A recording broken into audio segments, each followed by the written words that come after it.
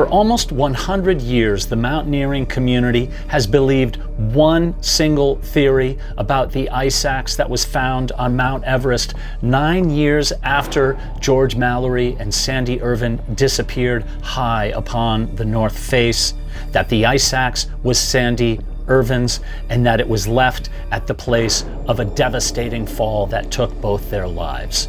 That position where the ice axe was found marks the spot where everything went wrong that day, June 8th, 1924.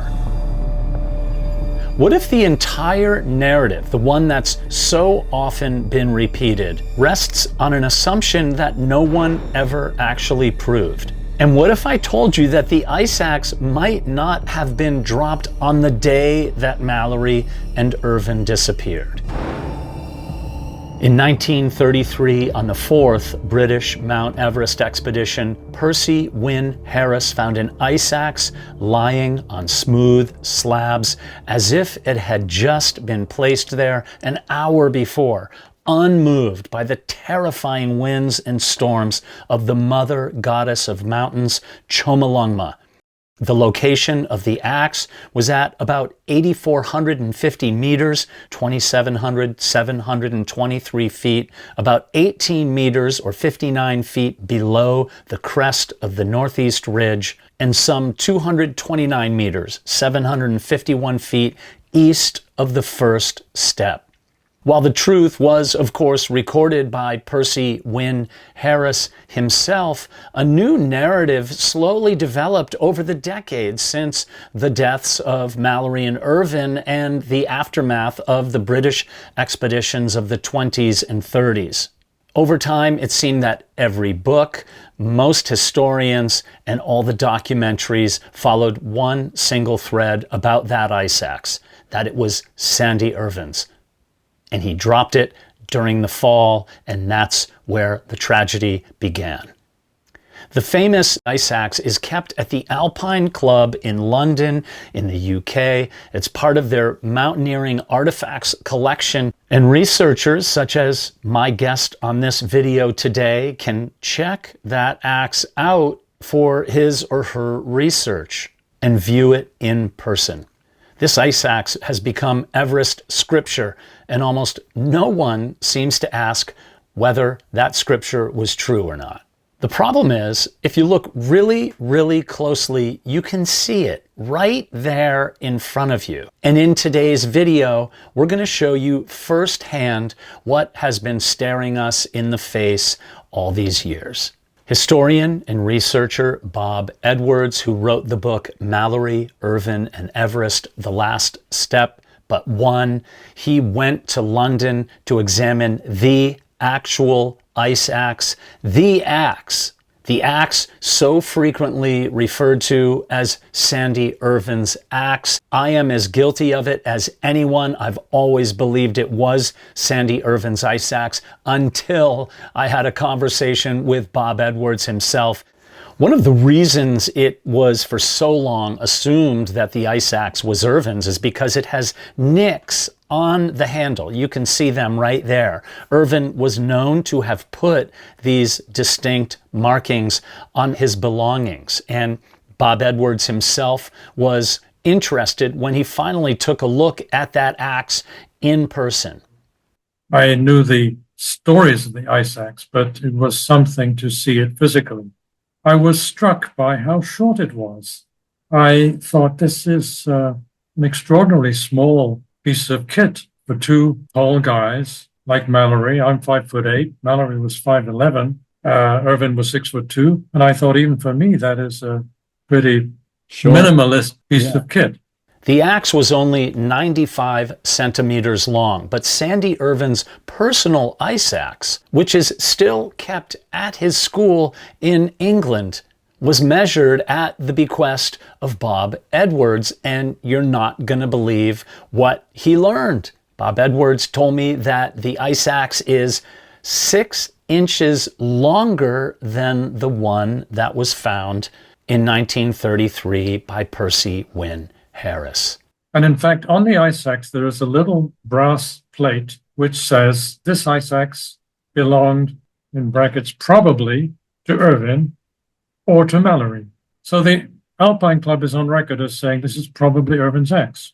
And there I thought, well, if this ice axe is small for me, how much smaller could it have been for a tall guy like Irvine? And it was only much later that I thought, well, I really need a measurement of the axe. And I wrote back to Emma and I said, could you measure it for me? Which she did.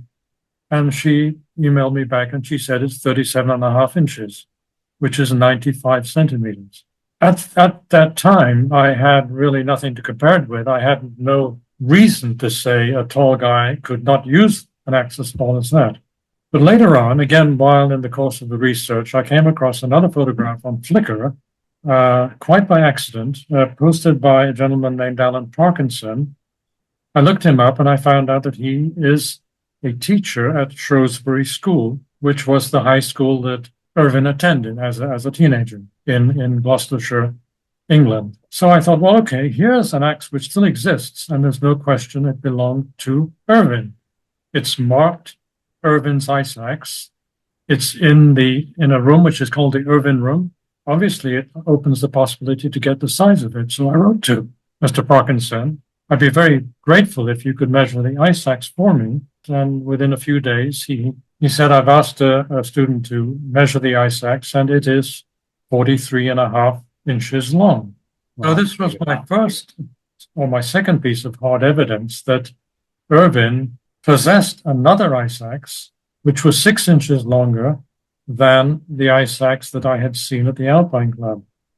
And I think it was probably at that point that I started thinking, well, I'm not disputing that this ice axe was associated with the last climb of Mallory and Irvine. Only one of them could have had it in their possession prior to it having been found by wyn-harris. The doubt in my mind was, could this have been the principal, the personal ice axe of either of those men? And I thought, no. So I became increasingly convinced that this was another axe that they had had in their possession for some reason, unknown, but one can obviously think of reasons why there might be a small additional axe for whatever reason. And when Bob came to that realization, everything unraveled. The more he analyzed the exact spot where the axe was found, the more impossible the fall story became to him. I forget who said it. I think it was either Rutledge or it was possibly wyn-harris himself in his memoirs, who said the ice axe was lying on what they used to call boilerplate slabs, smooth slabs of rock, inclined like most of that area of Everest at an angle of about 30 degrees to the horizontal. And the writer went on to say there was no prominence, there was no protrusion, there was nothing keeping the axe in place but friction. Now, for me, that kind of sealed the argument that this ice axe had not arrived there in a fall. The ice axe could not have fallen there and miraculously remained on a smooth rock with nothing preventing it from continuing down the mountain. I do believe now that the axe was placed there intentionally and not dropped, and was not the scene of an accident. It was not hurled aside. It did not fall from somebody's hand. It did not arrive helter-skelter from a fall from a higher place. I don't see any physical possibility that an axe could fall and remain at the place where it was found. So what Bob Edwards has seemed to crack the lid on is the ice axe wasn't dropped, it didn't tumble, it didn't mark the scene of an accident, it was placed there. And once you accept that, the old story collapses like a house of cards. And when the story does that, things get a little bit weird. And you're going to be as surprised as I was when Bob told me what he thought really happened with that ice axe. Hey everyone, before we get to the surprise and unlikely ending to this amazing story, I want to thank the sponsor of today's video, Suunto. They sent me their Suunto Vertical 2 watch, and I've been getting used to it a little bit while training on Mount Washington, which is known as the home to the world's worst weather. It's the perfect place to prepare for a trip to places like Mount Everest and other big mountains of the world. The Vertical 2 is Suunto's flagship adventure watch designed for explorers like me who live for the outdoors. The Vertical 2 has just what I need up in the mountains: long battery life, training with GPS, up to 65 hours, daily use 20 days. It has a large display, a new 1.5-inch energy efficient AMOLED screen. These are things I rely on when I'm way out there, beyond cell signal, pushing comfort zones. It's durable and reliable with military standards, and free offline maps and flashlight. And when linked with the Suunto app, it becomes your complete training tool, tracking recovery, exploring new routes, and with Zone Sense, giving you real-time intensity feedback so you always know exactly how hard to push. I live and train up here because Mount Washington is the closest thing we have to Everest. The weather can change in minutes. This mountain teaches you humility fast. I come up here to train for endurance in the conditions that big mountains are known for, and the Vertical 2 tracks every step, every gain, every beat. It helps me train smarter, helps me understand how my body responds to various conditions. And when you're up here, whether alone or with a partner, you depend on precision. Offline maps let me stay en route even in whiteout conditions. Charging keeps it alive for days and logs every meter I climb. It's the kind of reliability you don't think about until you really need it. The Vertical 2 isn't just a watch, it's a reminder that progress happens one step at a time. It's about training, preparation, and precision. I love being up in the mountains because it gives me moments of complete presence where the noise in my head quiets down, and this is where I feel most alive. If you're thinking about upping your game, Suunto is having a Black Friday special from November 20th to December 1st. Buy Suunto's new products, the Race 2 or Vertical 2, and get a free strap worth $49 at both the Suunto US official store and Suunto Amazon. I'll drop a link in the description and the pinned comment below so you can grab top offers right now. Now let's get back to that crazy ending of the story we've been talking about.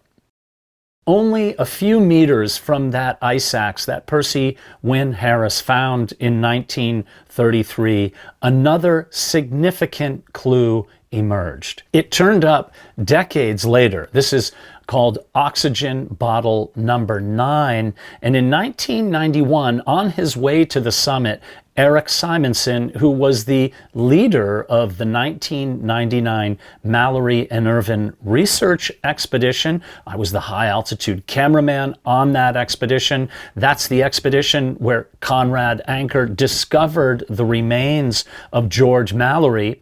Now, Eric Simonson, back in 1991, he came across oxygen bottle number 9. And at the time, he decided to leave it where it was, put it in a safe place. And so we returned back in 1999, and on the summit day that Conrad Anker and Dave Hahn went to the second step to try to free climb the second step, Jake Norton and Tap Richards went to the exact spot that Eric Simonson remembered leaving that oxygen bottle, and lo and behold, it was only a few meters or a short distance from the ice axe that Percy Wyn-Harris had found 66 years previously. Coincidence or not, Bob Edwards doesn't seem to think so. And I was there in 1999 after we all got back down to base camp, and Jake Norton took that oxygen bottle and turned the knob on it. And wouldn't you believe it? Yup, absolutely. Hiss! Oxygen came bursting out. We heard the hiss 75 years after Mallory and Irvine disappeared. So think about it. Two of the great clues of the disappearance of Mallory and Irvine, the ice axe and oxygen bottle number 9, sitting very close to each other. Was it purely by chance or was it by design? That's where Bob Edwards comes in. And when I spoke with Bob Edwards, he dropped a bombshell. I did not see it coming, something I'd never contemplated before. And what he concluded changes everything. Let me throw you a curveball. Please. The ice axe and the bottle arrived where they were found, not on June the 8th, 1924, but on June the 7th, the prior day. Why do I think that? Let's say it's a hypothesis. It can be explored. We know that Mallory and Irvine left Camp 4 on June the 6th at 8 a.m. We know that from the famous photograph that Odell took of them, which has been reproduced tens of thousands of times. It's a very evocative photograph for me. Coming back to the narrative, June the 6th, 8 a.m., they leave Camp 4. On June the 7th, they reach their high camp. And they reach their high camp on the 7th at a time which I would say is not much into the afternoon. It could be perhaps midday. Let's say they reach their high camp on June the 7th at some time with plenty of daylight left. Now, I try to imagine Mallory and Irvine in their high camp with, say, 6 hours of daylight left on the 7th of June. What do? And I don't think they take out their volumes of Homer's Odyssey and read the classics. I think they do something productive. What would you do? What would I do if I were a climber? And I have 6 hours of daylight, and tomorrow I'm going to do the climb. I'm going to start checking out the ridge. Now, if you are at say, 27,000 feet, and the first step is at about 27.9, you have certainly got enough daylight left to get within spitting distance of the first step. Check it out, and maybe you can even determine what you think about the second step. Is it going to go or not? They could probably climb, I think they could do 300 vertical feet per hour without any stress, with or without oxygen. Now, here's the kicker. This is where Bob's mathematician mind comes into play. Based on careful measurements of the precise length of the axe and taking into consideration the height of both Mallory and Irvine, Bob Edwards came to the conclusion that it was not only not Sandy Irvine's ice axe, but it was not George Mallory's either. It was most likely, as he believes, a spare axe used by one of the high-altitude Sherpas. And the telltale marks on the side of the axe that everyone said was proof that the axe was owned by Sandy because he used to put 3 nicks on some of his belongings. Well, now get this. This is a biggie. When Bob Edwards first went to London to examine the ice axe, he expected to confirm what most of us had taken as facts for decades, that this was Irvine's ice axe. Some still argued it could have been Mallory's, but either way, the belief was the same. The axe belonged to one of them. So if I were Mallory and Irvine, I would certainly start climbing. I would go out towards the first step. And why would I not take a bottle or two and cache those bottles with the idea that tomorrow I may well need one of these bottles? And in that process, why would I not leave a crummy little ice axe, which I don't need, and is no use to me whatsoever, to mark where I put the bottle in case I want to come back to this spot?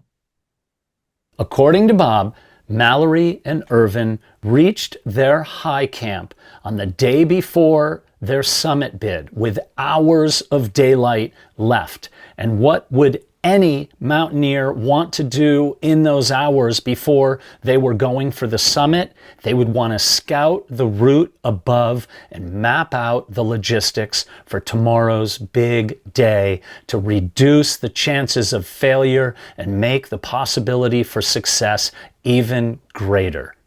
So Bob Edwards believes that they scouted the area above.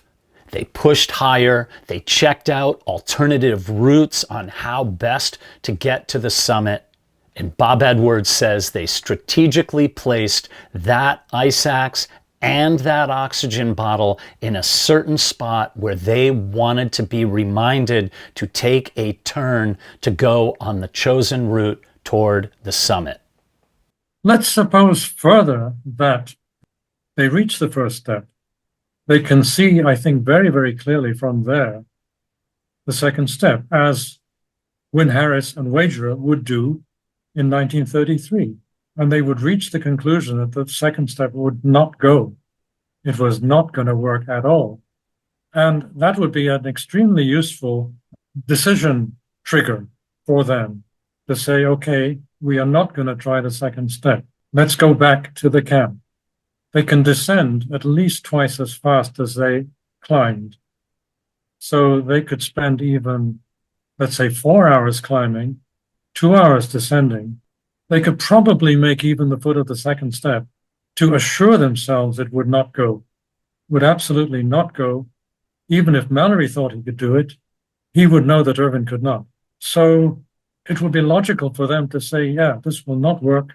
We're going to go back to camp and we'll do plan B. And we'll leave the bottle where it is. We're not going to carry that back.